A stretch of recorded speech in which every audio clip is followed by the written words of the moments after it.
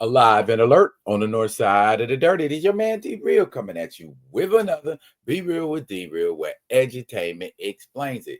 As promised, forever, I'm gonna finally bring you this issue number 2 of the Red Band edition of Blade. It's an interesting story. It's up to 4. I'm gonna get y'all caught up. Promise, I'm gonna get y'all caught up. But we're gonna get off into it so we can do what we need to do. And speaking of doing what we need to do, let's do what we need to do. Perfect. So we can do what we want to do. Comment, like, subscribe, and share the Be Real with D Real page so that when the material comes out, you get it. If you're digging what a brother shoveling, put some dirt in my bucket. Comment, like, subscribe, and share. How come? We entertaining over here. And we entertaining on this. This is a variant cover. Because I like that. I like the image of Blade slicing a vampire in half through the reflection in his glasses. That's cool looking. But that's Blade number 2. This is very edition. Let's get off into it. Well, you know what? Let's do the synopsis and we can find out what was going on when we last left Blade. Okay, there he is. Seeking solitude, Blade retreated to the Southeast Asia, only to be accosted by a mysterious summons at the behest of a mystical cult known only as the Spell Guard. A hidden sect of vampires has begun dabbling in dark magic and experimenting on other vampires. And one of the Spell Guard's own, Pontius Van Helsing, joined and rapidly ascended their ranks. Angered by Blade's refusal to fall in line and clean up the Spell Guard's mess, a brigade of mages attacked Blade, forcing him to kill them, all in self-defense. And while Blade has managed to avoid falling under the control of a new master, he cannot ignore the danger that Pontius poses. Okay. For those of you that don't know, Events of Blood Hunt left Blade a little, well, you can read it up there at the top. You know, his daughter Bloodline freed him, but she nearly killed him. And he was upset about it. Was almost like Blade was a SA victim. You know what I mean? And he retreated into himself because of the trauma. That's what I got out of issue 1. That's kind of how the energy, the vibe he was giving off. But as we dive into this book, we see Blade with a new blade. That's a big ass blade. It's a very intimidating looking blade. But I like it. He's gearing up and he's going out for a walk. See what he can find.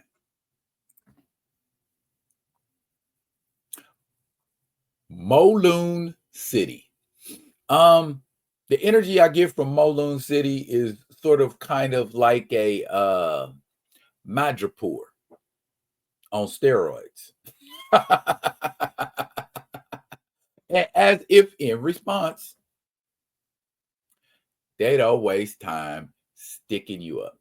Somebody puts a gun to the back of Blade's head.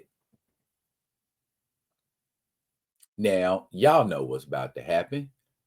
Before that bullet can even get out of the chamber,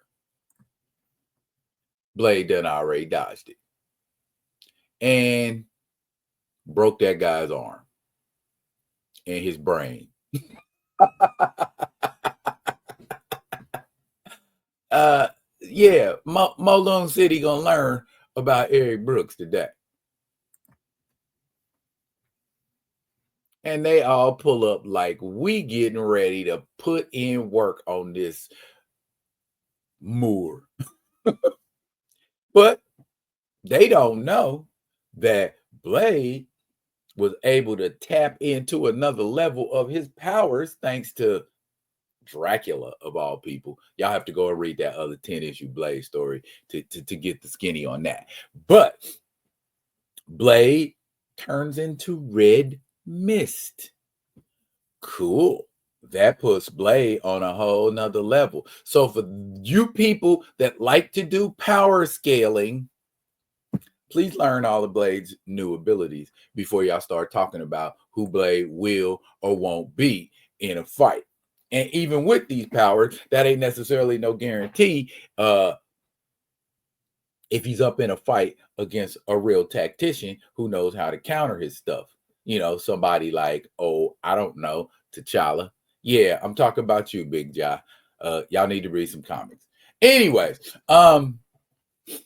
they're wasting their time shooting at this red mist. I don't know why, or where they think that red mist was, and he gets an elevated position on them, on top of a ramen sign of all things. And what's he gonna do? That. And now here's some young lady sitting on top of a car saying, "Oh, you a vampire." Uh-oh. Uh-oh.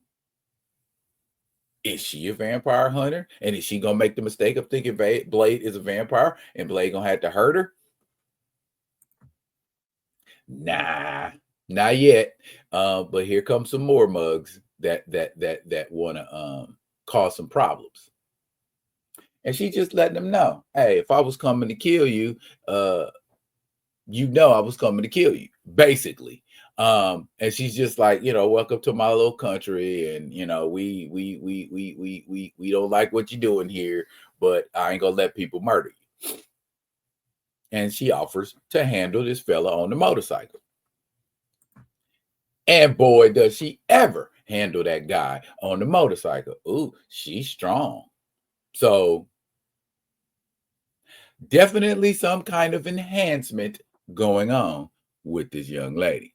She just totaled that cat's bike and knocked him up off of it, turned around, picked it up, threw it at him, shot it, and blew his ass up. Wow. So she is capable, if nothing else. And her and Blade get together and go, all right, I want to see what you're about.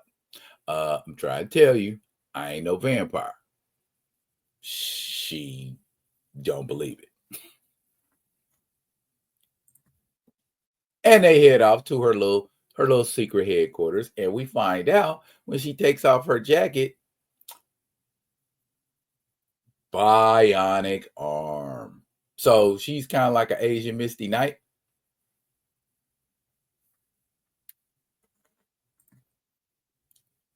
Ugh. And she throws Blade some meat.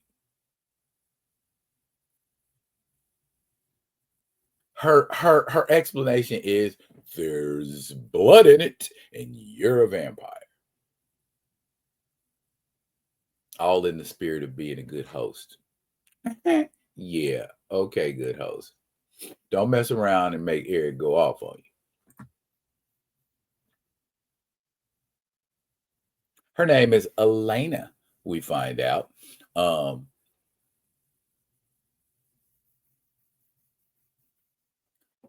And she's worried about Blade turning on her and maybe biting her, freaking out, or doing something like that. But we know Blade ain't gonna do that. Blade's got control of the thirst, right? Right. And he's like, take your meat back, girl. I don't need that. So she's like, okay, so he didn't go for the meat thing. So she like, F it, I'ma eat the meat. Good source of protein. She's not wrong, but it's also a good source of worms in that state. And she proceeds to tell him the story via tech in her bionic arm of children in the hospital bleeding, hurt, injured. But then you know who? Pontius Van Helsing comes in, or someone from the spell guard, and is turning people. Oh boy. So now we got to go out and go somewhere and find Pontius. And that's what they're going to do.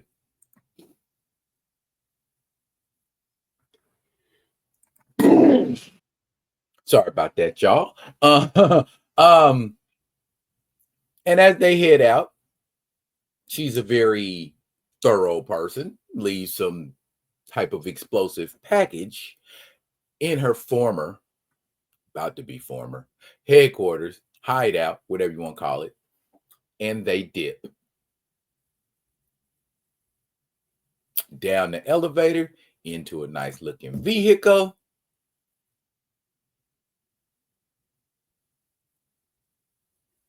And off they go. So that's Blade number 2 in a nutshell. What do we think about this Miss Elena? Will she be friend or will she be foe? We can find that out next issue, because I'm gonna get that next issue out to you real soon. Bryan Hill, I feel like he's doing he's doing the same job that he always does. And this didn't occur to me when I was thinking about the things that Bryan Hill writes. Bryan Hill is a screenwriter. So he's thinking in terms of building a story, storyboards, that kind of a thing. So I don't know if how he pictures it in his head as this is where I'm at, and then the end where I have to go with this story, and then the in between is sort of a mishmash of ups and downs. But because we want what we want when we want what we want when we want it, we're a little impatient. And if there's one thing I've learned about perusing Bryan Hill's work, is you got to be patient and let it grow and let it develop. If you ain't the type of person who's willing to allow a story to grow and develop and blossom into something, Bryan Hill might not be your cup of tea. If you just want all out action and I want this to happen and I want it to happen today, and yeah, he's probably not the guy that you should be fooling with. He builds a story. He's a story builder. So you got to allow the story to build. If you ain't wanting the story to build, don't F with it. That's my short explanation. You'll get a better experience out of it if you experience as it comes. And that's my explanation for Blade number 2. Blade number 3 review will be coming up soon. Stay posted to this channel. That's it for now, y'all. But fret not, I will be coming at you with another one of them other ones. And until I do, y'all be good. Be good to each other.